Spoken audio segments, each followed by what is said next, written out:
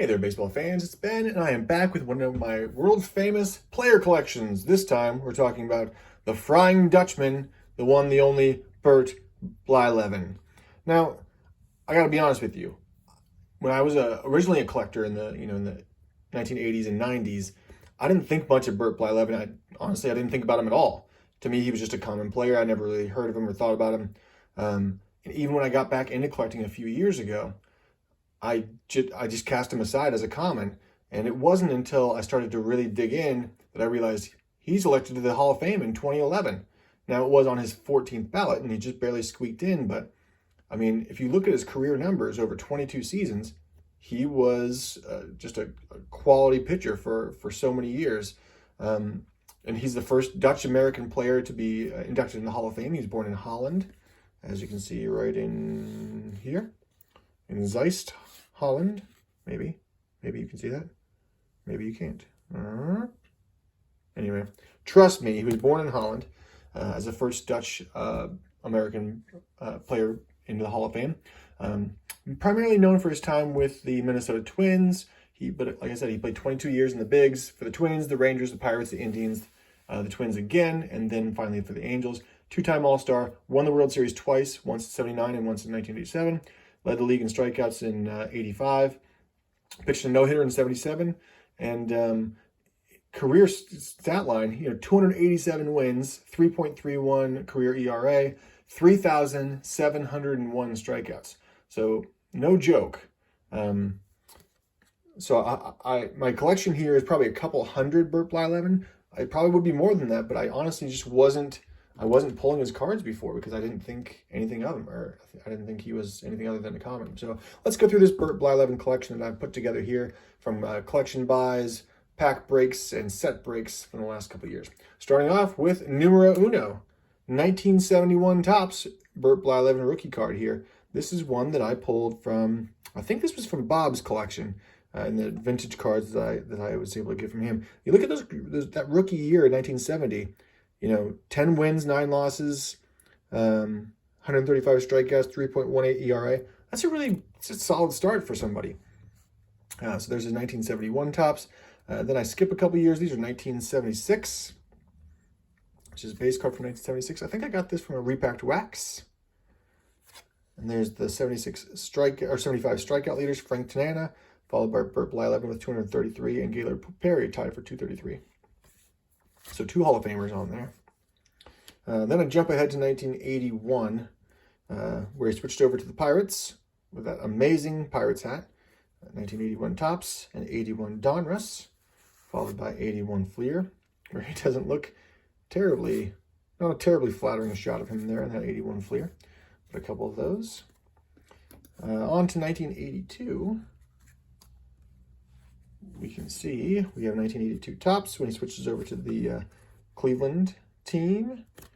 There he is as the batting and pitching leader with Mike Hargrove, who had 317 that year. But Blyleven had a 2.89 ERA. And then 82 Donruss. Moving ahead now to 1985. There he is. Devastating curveball pitcher, as I understand it. Like I said, I didn't really watch him. I don't remember seeing him at all.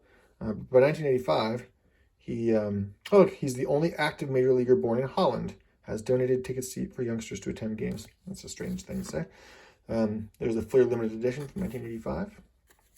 Strange little set. Then on to 1986, and we get quite a few here. So we got 86 Topps, a couple of those.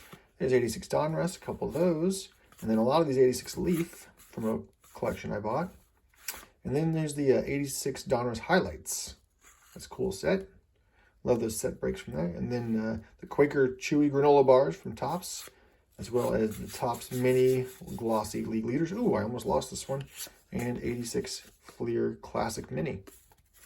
And then, let's not discount these giant cards here. This is the 86 Donruss Pop-Up All-Star Set. I've got a number of these. These are twice the size of normal cards, and they come up with the pop-up cards as well from that set.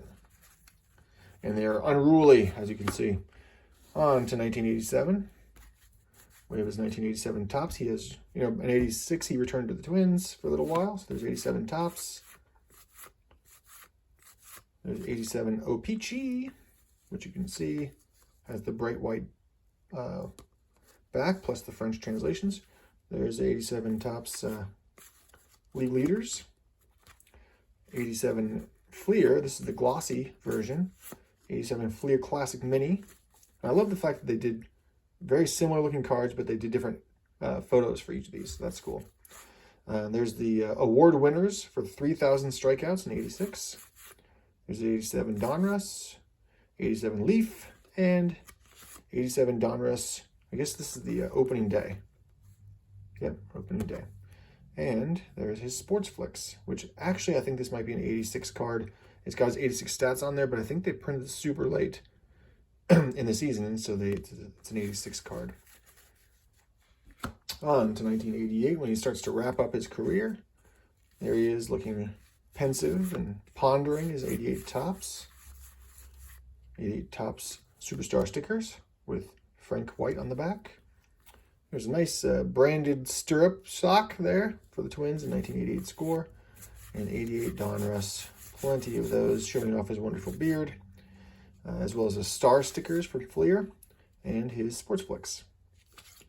And there's his Topps Big. One thing I didn't know about him, too, is he was definitely a prankster and a jokester. They call him the Frying Dutchman because he used to light a lot of his teammates' shoelaces on fire as a little kind of a joke in the clubhouse. All right, here's 89 Topps. Clearly looking like he's having a good time there. 89 Donruss, we've got his base card, plus his 89 Donruss traded when he goes over to the Angels, and his Baseball's Best. I can't remember if this is Baseball's Best or opening day, this Donruss set here. In any case. And then there's 89 Fleer, and 89 Fleer Update, 89 Score, 89 Score Update. So you can see him making that transition. I don't know why I don't have his 89 Topps traded, unless they didn't include him, because I definitely have broken that set in the last couple of years.